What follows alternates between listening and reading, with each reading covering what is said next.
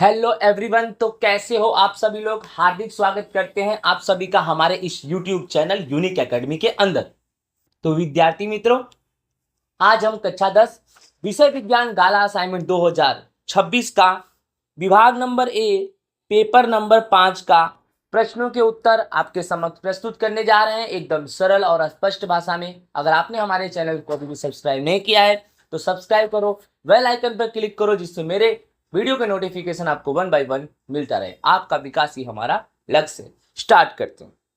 सबसे पहले सही विकल्प क्वेश्चन 1, इथेनोइक एसिड के पानी से बने 5 से 8% वाले जली विलयन को क्या कहते हैं?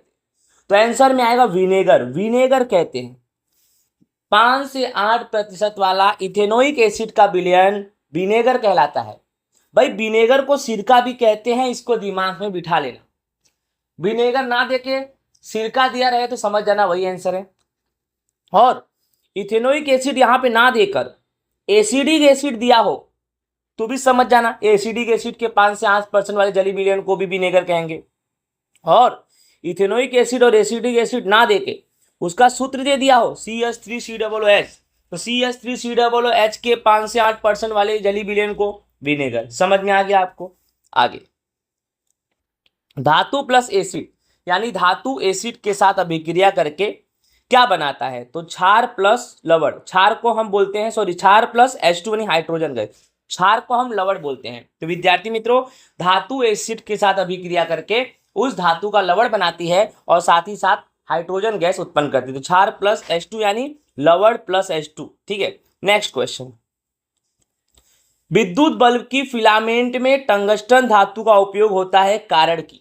तो फिलामेंट में कौन सी धातु का उपयोग? टंगस्टन। कारण यही है, आंसर बी आएगा कि टंगस्टन का प्रतिरोधकता और गलन बिंदु दोनों अधिक होते हैं। अर्थात टंगस्टन का गलन बिंदु भी बहुत ही ज्यादा होता है, क्योंकि इतना हाई टेम्परेचर सहने के बाद ही वह उजाला देता है, प्रकाश देता है। यानी इसका गलनांक बिंदु ऊंचा है, प्लस इसका प्रतिरोध ज्यादा है। इतना ज्यादा इलेक्ट्रिसिटी फ्लो होने के बाद भी वह टूटता नहीं है। समझ में आ रहा है ना? तो आंसर बी आएगा।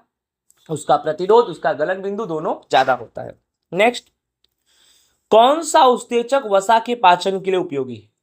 भाई वसा का पाचन बोले तो लाइपेज।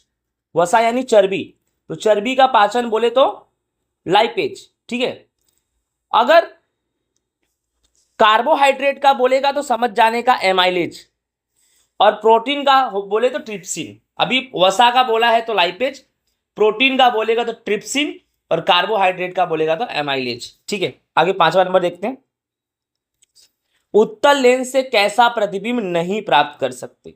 तो आंसर ए आभासी और छोटा। तो उत्तल लेंस से कभी भी हम आभासी और छोटा प्रतिबिंब नहीं प्राप्त करते। नेक्स्ट क्वेश्चन नंबर 6, प्रकाश की कौन सी घटना के लिए टिंडल प्रभाव जिम्मेदार है? तो प्रकीर्णन। प्रकीर्णन, ठीक है, प्रकीर्णन ही ऐसी घटना है जो टिंडल प्रभाव के लिए जवाबदार है। नेक्स्ट टॉपिक चेंज, खाली जगह भरो। आल्केन का सामान्य सूत्र क्या होता है? तो आंसर आएगा CN2N+2। ठीक है, CnH2 यहां पर आएगा, थोड़ा सा H लिखना भूल गया मैं।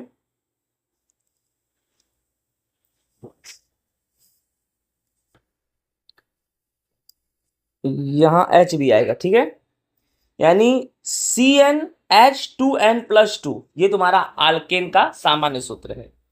नेक्स्ट 8, 2 ओम 3 ओम और 6 ओम के प्रतिरोधों को समांतर क्रम में जोड़ने पर समतुल्य प्रतिरोध कितना होगा? तो आंसर आएगा 1। राइट, इसको अगर आप सोल्व करोगे, समतुल्य प्रतिरोध यानी 1/Rp बराबर 1/R1 plus 1/R2 plus 1/R3, यानी R1 2 है, ये R1 है, ये R2 है, R3 है, यानी 1/2 प्लस 1/3 प्लस 1/6। अगर इसको सॉल्व करोगे विद्यार्थी मित्रों तो आंसर तुम्हारा कितना आएगा? 1 आएगा। ठीक है, आप गणित पढ़ रहे हो, आपको तो इतना पता ही होना चाहिए। अगर सबका हर मैं समान करता हूं, यानी 2, 3 और 6 का लसअप लूंगा तो लसअप आएगा 6। कितना आएगा? 6। अब 2 का पहाड़ा पढ़ो, 6 कितनी बार में आएगा? तो 3 बार में, 2 तिहाई 6, और 3 का गुणा ऊपर कर दो, 3 1 कम 3, 3 दूनी 6, 2 का गुणा ऊपर कर दो, 6 1 कम 6, 1 का गुणा ऊपर कर, 3 2 5 1 6, यानी 6/6, और 6 से 6 काटेंगे तो कितना आएगा? 1 आएगा। यानी आंसर तुम्हारा 1 है। दूसरा भी शॉर्ट ट्रिक मैं आपको बताऊं, ध्यान से समझना कि समांतर क्रम जब भी बोले, ठीक है, तो सबसे पहले समांतर क्रम बोले तो जितना भी तुम्हारा प्रतिरोध दिया है उसमें सबसे कम वाला कौन है? 2। तो आंसर 2 से कम वाला आएगा, यानी 2 से कम इसमें कौन है? 1। और अगर समांतर क्रम के जगह श्रेणी क्रम बोले तो सबसे बड़ा वाला आंसर चेक करो, सबसे बड़ा वाला प्रतिरोध चेक करो तो 6, तो आंसर तुम्हारा 6 से बड़ा आएगा, यानी तुम्हारा आंसर 11 हो सकता है। अगर यही समांतर क्रम की जगह पे श्रेणी क्रम पूछेगा तो आपका आंसर 11 हो जाएगा। समझ में आया विद्यार्थी मित्रों? आगे चलते। आपके शरीर के अंग में ऑक्सीजन युक्त रुधिर बनता है, तो ऑक्सीजन युक्त रुधिर कहां बनता है भाई? फेफड़े में, ठीक है। मटर का ऊंचा यानी कैपिटल टी 2 बार और नीचा यानी स्मॉल टी 2 बार, पौधे के बीच संकरण करने से सभी पौधे ऊंचे मिलेंगे, कारण कि लंबा होना एक कौन सी विशेषता है? तो ये प्रभावी विशेषता है, लंबा होना एक प्रभावी विशेषता है, ठीक है। भाई कार की हेडलाइट में कौन से दर्पण का उपयोग होता है? तो अवतल दर्पण का उपयोग होता है। कौन से दर्पण का उपयोग होता है? अवतल दर्पण। फिर तत्व की इलेक्ट्रॉन रचना 282 है, तो मैग्नीशियम का 282, ये मैग्नीशियम तत्व का इलेक्ट्रॉन रचना है। नेक्स्ट टॉपिक हमारा आया सही गलत। एक्वारिजिया यह 1 भाग सांद्र हाइड्रोक्लोरिक एसिड और 3 भाग सांद्र नाइट्रिक एसिड का बनाया हुआ मिश्रण है, तो विधान बिल्कुल गलत है, क्योंकि एक्वारिजिया में जो हाइड्रोक्लोरिक एसिड है वो 3 अनुपात में होता है और नाइट्रिक एसिड जो है 1 अनुपात में। तो यहां उल्टा बोला है भाई, इसलिए यह विधान गलत है। मनुष्य में फलन होगा तभी लिंग निश्चयन निश्चित होगा, तो बिल्कुल सही है, फलन होगा तभी तो लिंग निश्चय निश्चित होगा, राइट। नेक्स्ट, वातावरणीय वक्रीभवनांक के कारण वास्तविक सूर्योदय का समय की तुलना में विलंब सूर्योदय जैसा देखने को मिलता है, यह विधान बिल्कुल गलत है। आप इसी चीज को समझो कि विलंब सूर्योदय, भाई सूर्योदय में विलंब क्यों होगा? सूर्योदय में विलंब होगा ही नहीं, विलंब तो सूर्यास्त में होगा, तो बिल्कुल ये क्या है विद्यार्थी मित्रों? गलत है, राइट। 16, पानी की अनुपस्थिति में HCl के अणुओं से H+ आयन, राइट ना, विभाजन होता है। तो पानी की अनुपस्थिति में HCl के अणुओं में से H+ आयन विभाजन होगा, तो ये बिल्कुल सही है, राइट। पानी की अनुपस्थिति में, थोड़ा सा यहां पर क्वेश्चन गलत लिख दिया हूं, पानी की अनुपस्थिति में HCl के अणुओं में से H+ आयन विभाजन नहीं होता है। क्वेश्चन में ऐसा है, नहीं होता है, तो ये बिल्कुल सही है, क्योंकि अगर पानी की उपस्थिति नहीं है, अगर पानी की अनुपस्थिति है, तो ऐसे समय में HCl के अणुओं में से H+ आयन का विभाजन आयनीकरण होगा ही नहीं, क्योंकि जब HCl में H2O, जब HCl हाइड्रोक्लोरिक एसिड में पानी मिलाएंगे या पानी के अंदर हाइड्रोक्लोरिक एसिड मिलाएंगे तभी H+ आयन उत्पन्न होगा, Cl- आयन उत्पन्न होगा पानी मिलाने पर। तो अनुपस्थिति में तो आयन कभी उत्पन्न होने वाले नहीं है। तो यहां पर लिखा है पानी की अनुपस्थिति में अणुओं में H+ आयन का आयनीकरण नहीं होता, तो भाई पानी की अनुपस्थिति में नहीं होगा और पानी की उपस्थिति में होगा, इसको ध्यान से दिमाग में। अगर उपस्थिति बोले तो हाँ और अनुपस्थिति बोले तो, बट यहां लिखा है कि HCl के अणुओं का H+ आयन में आयनीकरण नहीं होगा, तो भाई अनुपस्थिति बोला है तो ये गलत है, ठीक है, क्योंकि यहां पर बोला है पानी की अनुपस्थिति में HCl के अणुओं में H+ आयन का विभाजन नहीं होता है, तो बिल्कुल सही है। जब पानी नहीं रहेगा तो आयनीकरण नहीं होगा और पानी रहेगा तो आयनीकरण होगा। नेक्स्ट टॉपिक, एक एक वाक्य में उत्तर। निम्न में से एक जोड़ी गलत है, लिखो। तो ये है पिट्यूटरी ग्रंथि, एड्रीनालिन, क्योंकि भाई एड्रीनालिन ये एड्रीनल ग्रंथि में से निकलता है, यही गलत है, ठीक है। स्वादुपिंड इंसुलिन, अंडपिंड एस्ट्रोजन, ये तो सही है, राइट।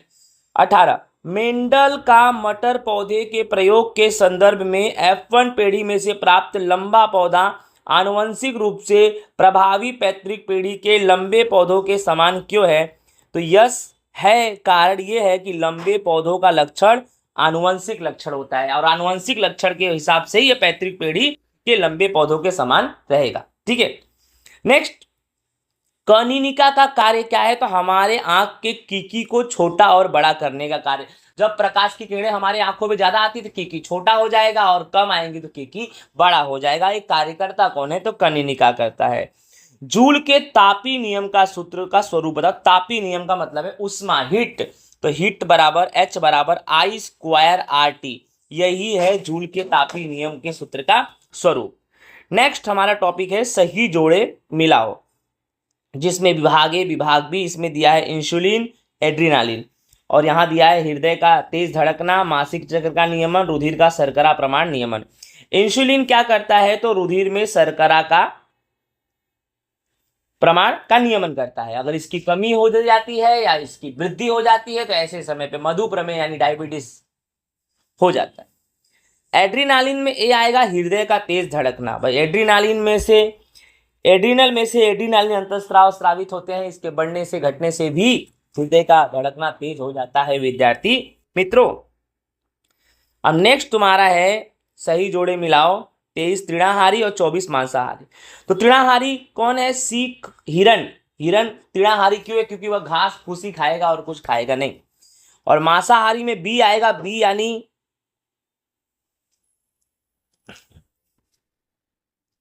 थोड़ा ये गलत हो गया है, यहां ए आएगा। क्या आएगा, ए। अब आप बोलोगे सर ए क्यों आया, मांसाहारी यानी बाघ है। तो आप बोलोगे सर मनुष्य भी तो है। बेटा मनुष्य कैसा है, मांसाहारी नहीं है, मनुष्य सर्वाहारी है, क्योंकि वह मांस मछली के साथ साथ वनस्पति भी खाता है, तो सब्जियां उब्जियां फल वल भी खाता है, तो वो मांसाहारी। मांसाहारी का मतलब है पूरी तरह से मांसाहारी। तो बाघ सिर्फ और सिर्फ मांस ही खाते हैं। ठीक है, तो विद्यार्थी मित्रों इस तरह से ये हमारा विभाग ए पेपर नंबर 5 विज्ञान गाला असाइनमेंट 2026 का होता है पूरा। आई होप विद्यार्थी मित्रों आप सभी को अच्छे से समझ में आया होगा। ओके, जय हिंद, राधे राधे। मिलेंगे नेक्स्ट वीडियो में नेक्स्ट टॉपिक के साथ। Bye bye.